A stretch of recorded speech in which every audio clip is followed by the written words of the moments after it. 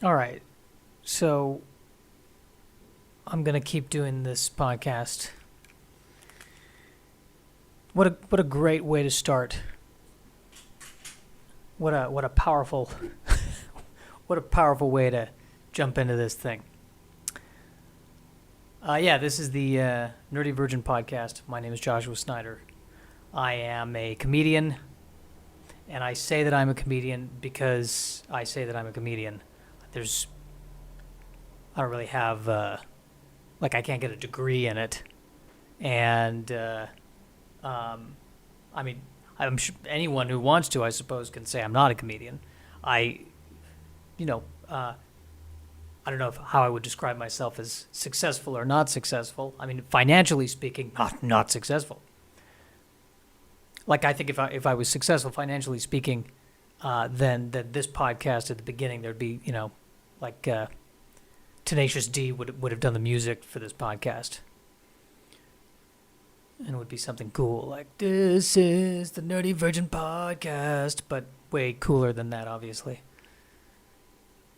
In fact, that right there was probably a major insult to Tenacious D. They're much more interesting than me just kind of singing through gritted teeth like that. Like I'm some kind of neurotic Jewish Clint Eastwood here. This is the Nerdy Virgin Podcast.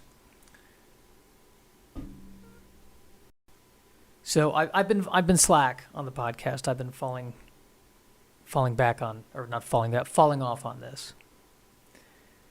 And I think it's because I'm not doing it for the sake of doing it. I'm expecting results. And I'm trying to let go of expecting results and do it for the sake of doing it.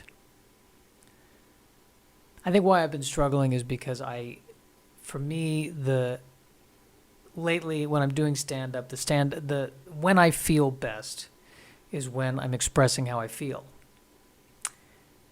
And a lot of the stuff that I've been doing, like I'm trying to do these animated shorts, and it just doesn't feel like I'm being vulnerable. And when I am vulnerable, that's when I'm vulnerable and I open up and I talk about my life with other people. That's when it feels most fulfilling for me lately. And at first, I thought to myself, well, maybe I only feel that way because the audience reaction is better. But then again, if I'm doing this for the audience reaction, I can't only be doing it for the audience reaction. I have to be doing it for some kind of fulfillment myself. But now what I'm thinking about is maybe why I'm really into this. What I really want stand up for is that connection with other human beings. The problem is, at heart, I'm doing this because I want to connect with other human beings. And A, I'm doing the podcast alone. And B, even when I'm doing stand-up, it's a way to connect with other human beings, but in a manner where all they can respond with is laughter. It is the most tightly controlled interaction with other people that there could possibly be.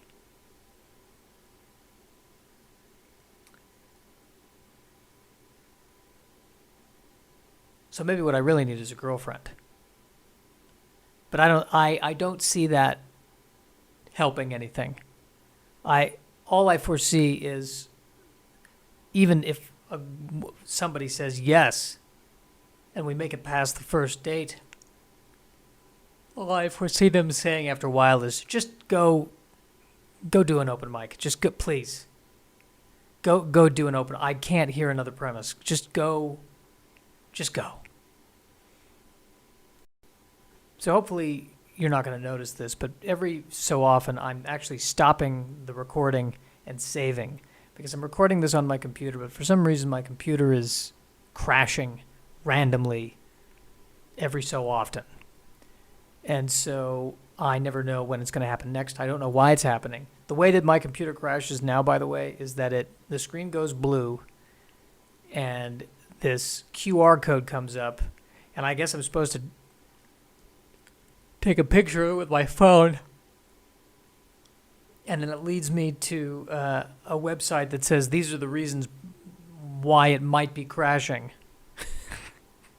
as if I know what to do about it. Something involving a kernel, Kernel. I don't know. I didn't know the thing was made out of corn.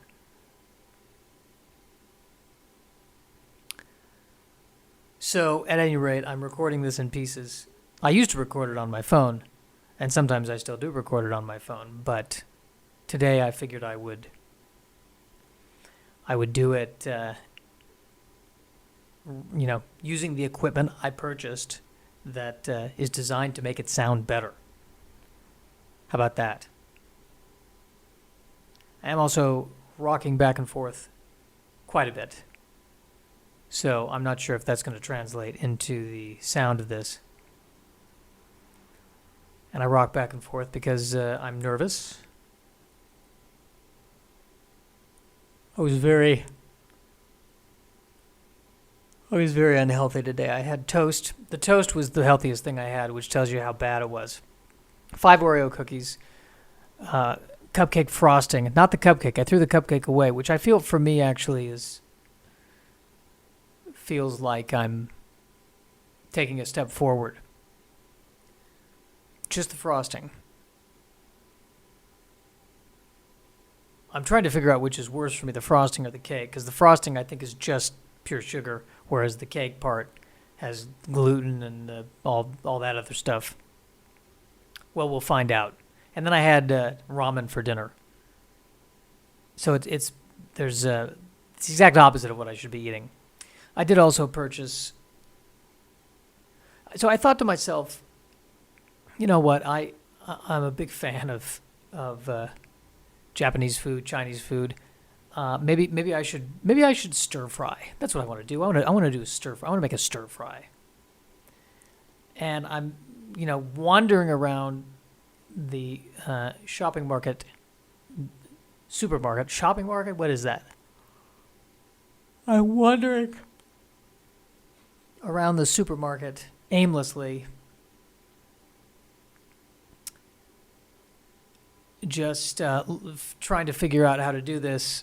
And my plan is, what if I'm gonna do this fresh. I'll be fresh about this. I just need to get the right kind of vegetables. I'm trying to remember what is in stir fry. And I'm like, I think there's onions. And I was listening to a Mark Maron podcast where he was interviewing a chef. And I think that, what did they say? They said scallions. So now I'm like, frantically looking for scallions. And then I see in the frozen vegetable section a stir fry starter kit. So all the vegetables that are in a stir fry in a bag, frozen, ready to go. And I feel like the subtext of that product is, hey, come over here. Hey, come over here.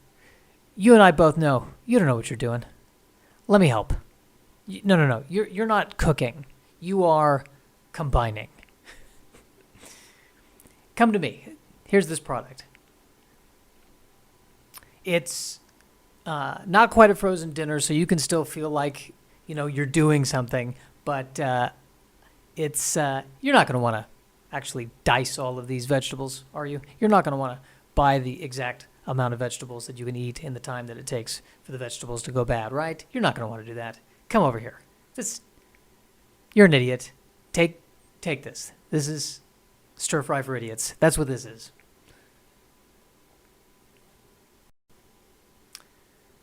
So I got that, and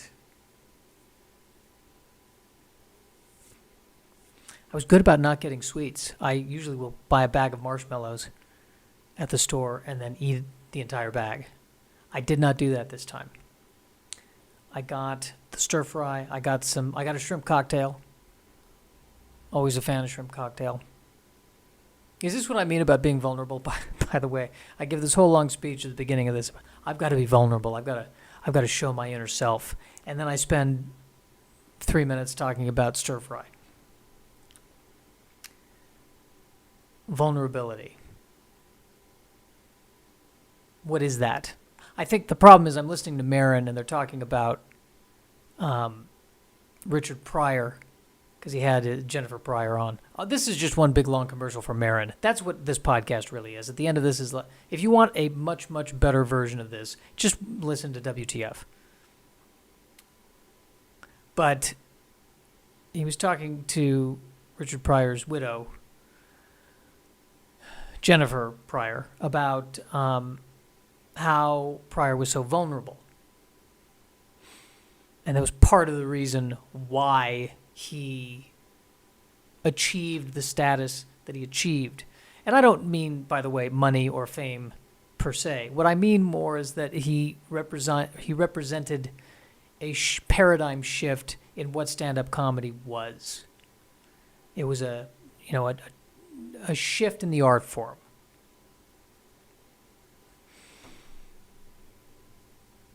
And every time I perform, the times where I'm vulnerable are the times when it seems to work best. And for me, I think part of being vulnerable is talking about what I actually do in my life, as opposed to being observational or being clever or getting political or what have you.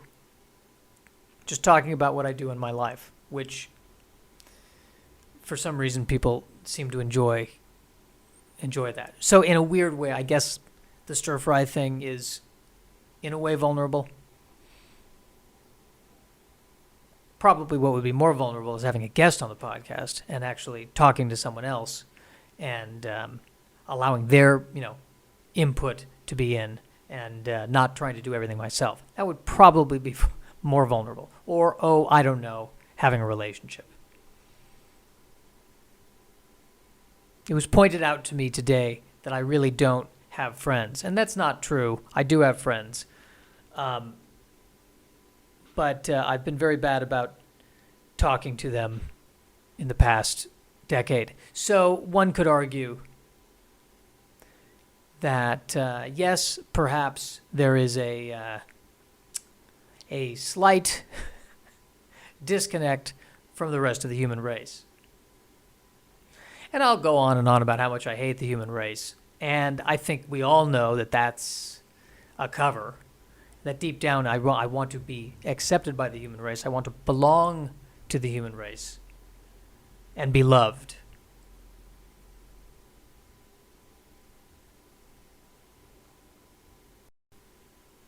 But that last part just kind of floored me there. Yes, I want to be loved.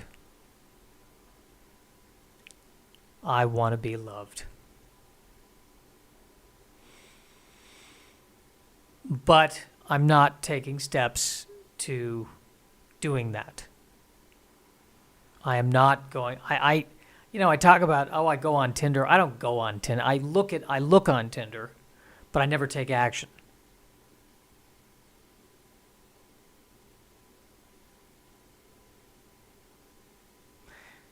And I don't want. I don't feel right doing that. I don't want to. I want to just meet somebody and have it be perfect. That's what I want. I know that's ridiculous. I'm aware of that. And I think I've talked about this before, where I've read, The Alchemist, and I'm, I guess, trusting fate. But maybe fate is saying to me, "Don't you have Tinder?" Maybe fate is going. You don't need fate. You don't need the God of love when you have modern technology. I think once eHarmony.com came around, Aphrodite said, "I think they've got this from here. I don't need to really step in."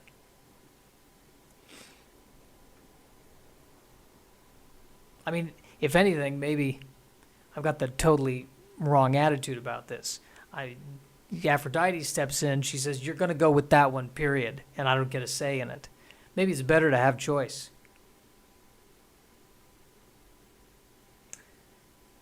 But I genuinely hate dating. And I'm not doing it. I don't want to do it.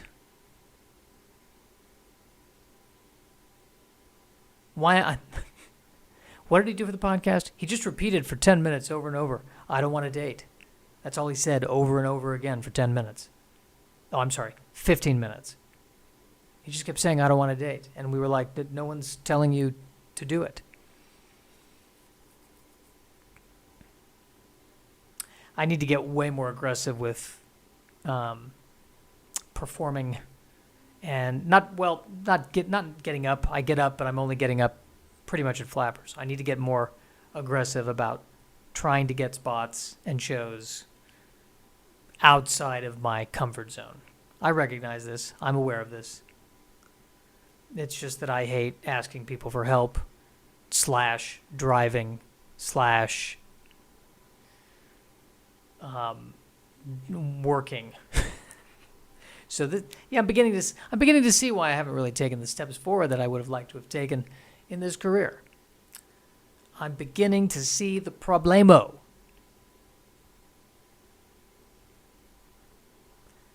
I feel like this one's going to be, I don't think I'm going to go any much longer than 20 minutes.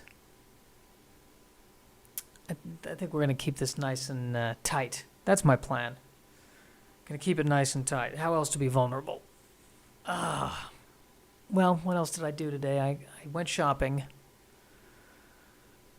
Got the stir fry stuff. I got shrimp cocktail. I think I mentioned that earlier. Problem with shrimp cocktail is it's fine if I eat 10 at most 12 shrimp. It's when I eat the whole thing in one shot, that's when I get sick. So we'll see if I have the self-control. The tricky part about that is that once I open that cocktail sauce, it's hard to stop and save the cocktail sauce for a second eating. Cocktail sauce, does it keep? I don't think it keeps. I feel like it doesn't keep.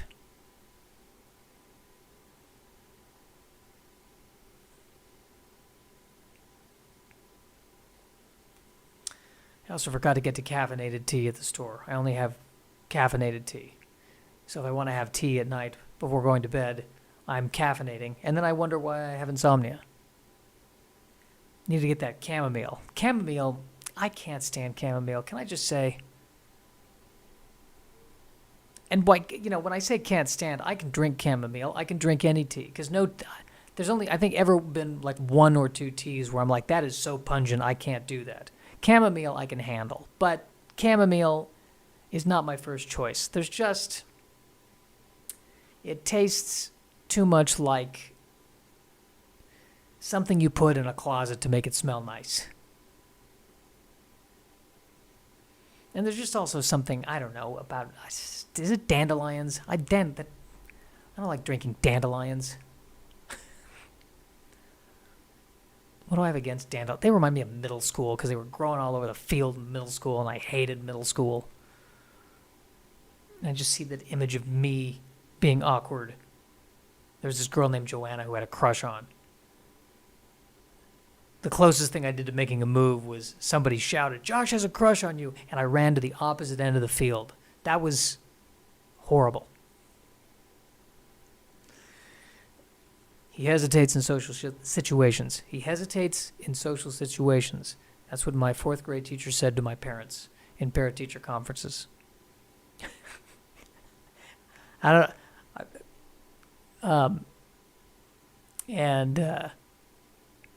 then she also said he asks stupid questions. Or he asks obvious questions. I was asking the teacher too many questions. Well, okay, you can't have it.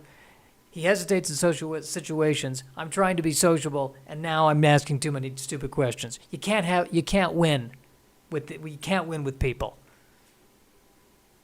So I just gave up. I'm not blaming my teacher, by the way. It was not so much that she was criticizing. I think it was just an observation. Telling my parents, he hesitates in social situations, may want to get that checked. And my parents, the fact that she's saying it to my dad, who,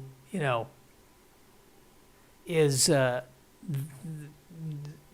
all the phrases to describe him, Mr. Warmth is not one of them. Not to say that he's this cold, mean person, but I think he's dealt with shyness himself.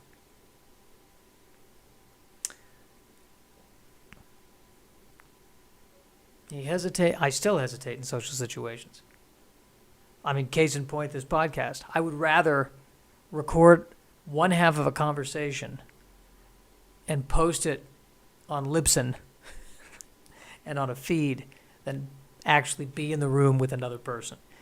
I would much prefer to get equipment, post it, and then you listen to it at your leisure, and I'm nowhere near you. I really think that's the best way. Those are the best relationships I have. You listen to this, you don't listen to this. If my fourth grade teacher is listening, I am still hesitating in social situations, clearly, as evidence of this. All right, that's enough.